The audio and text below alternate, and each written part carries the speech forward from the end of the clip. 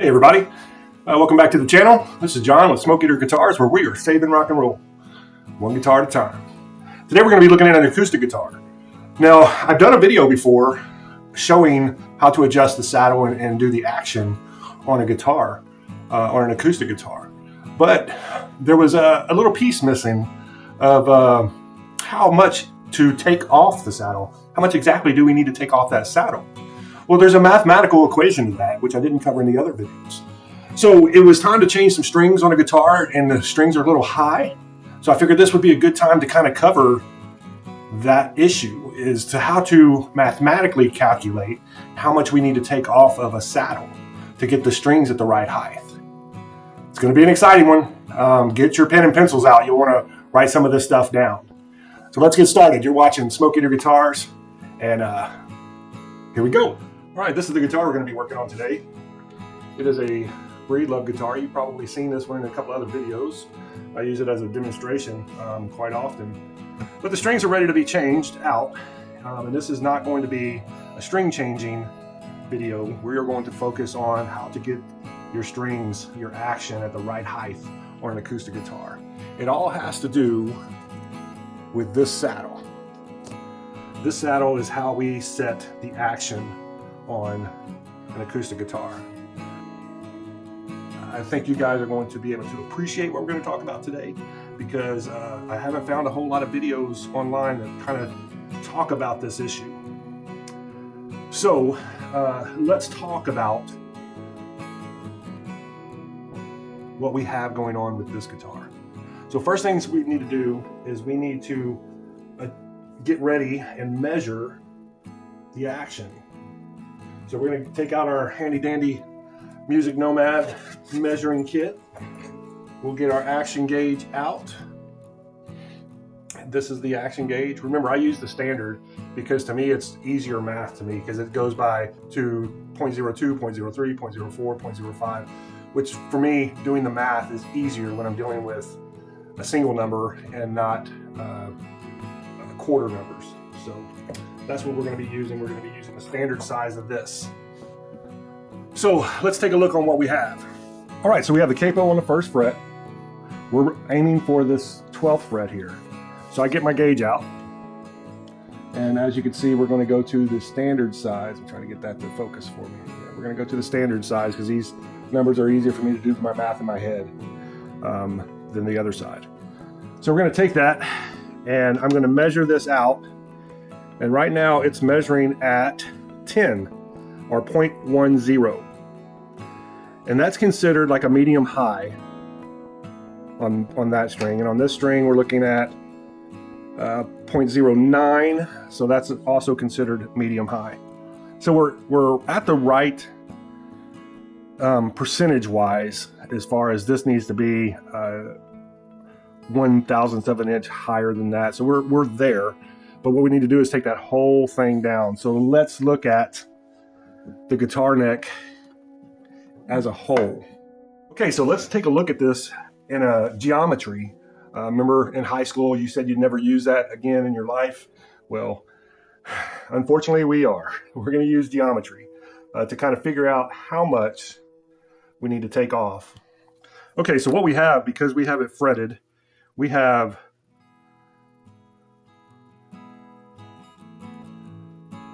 basically a triangle, with this being the saddle,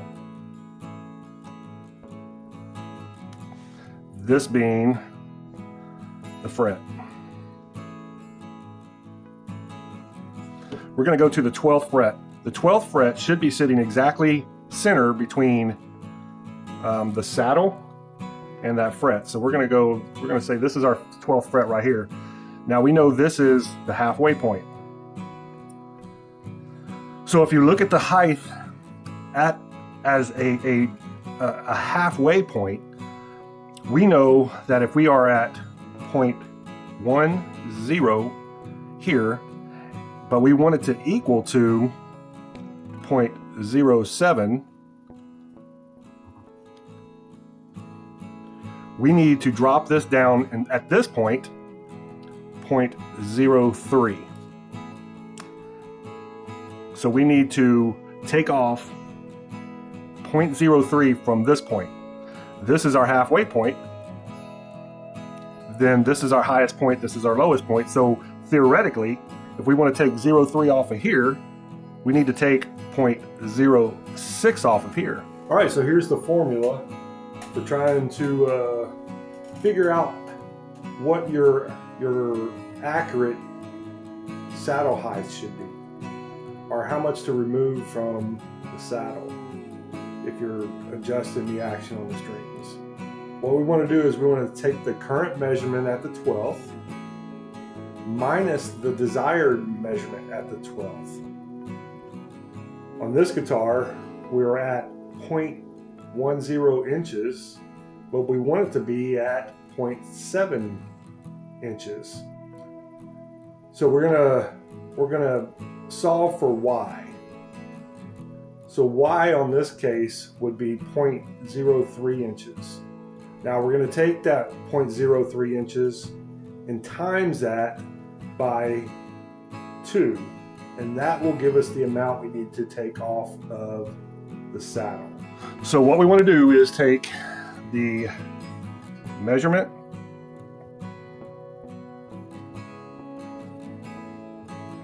at the 12th,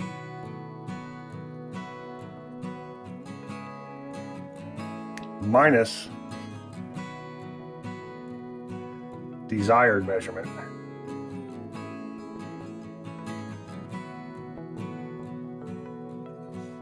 at the 12th.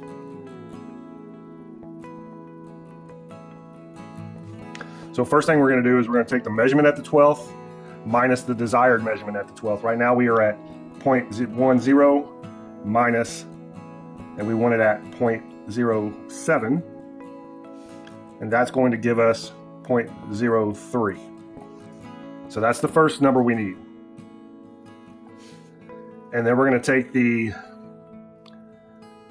amount to reduce at the 12th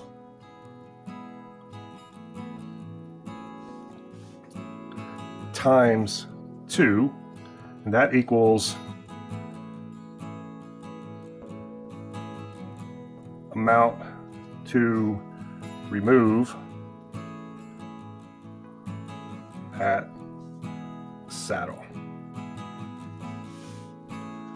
So again, measurement at the 12th minus the desired measurement at the 12th. So we took that and then we have it at 0.10 minus 0.07 equals 0.3. So we're going to take 0.03 times 2, and that's going to be 0.06. So let's take a look at that practically on a guitar. So again, we capo the first fret, we measure at the 12th, we're at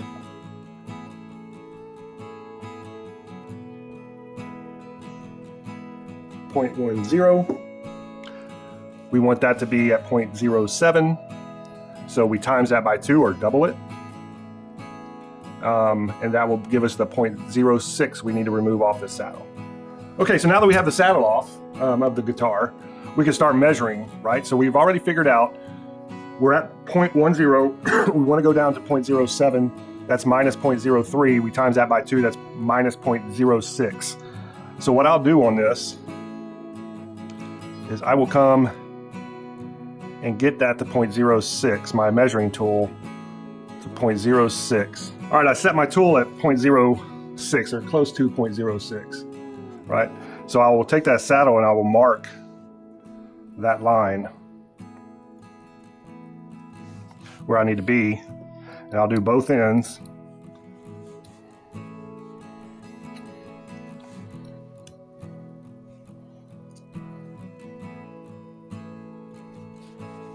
So I got both ends marked on my saddle. So then I will get a straight line from a ruler and just connect those two lines together.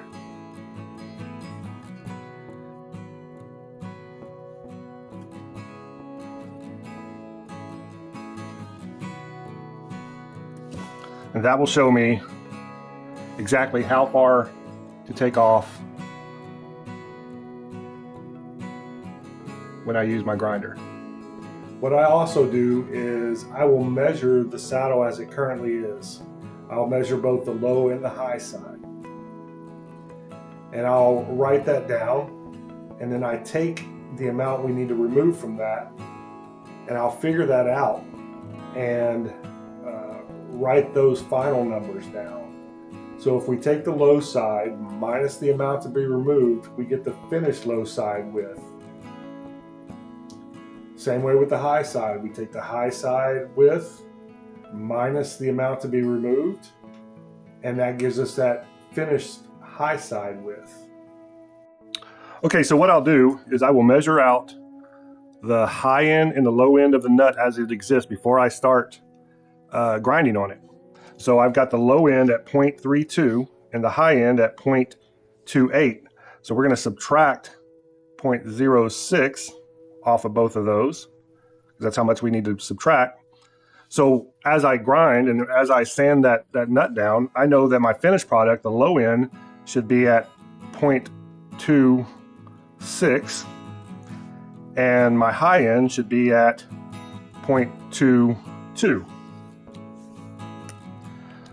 So as I go through here, and I'm going to sand this down to my line, because remember I drew my line on there, how much I'm going to remove, but I also have a backup here that shows me once I get close to that line, I start measuring, making sure I hit exactly that much.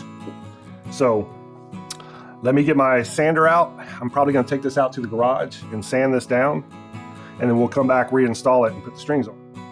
All right, guys, we're back. We have our saddle back installed. It's time to put some strings back on. Before we do it, I'm going to be cleaning up this guitar quite a bit. I'm making sure that she's all ready to go. So I'm not going to put the strings on while we're videoing, but that's truly what it takes to lower the action correctly.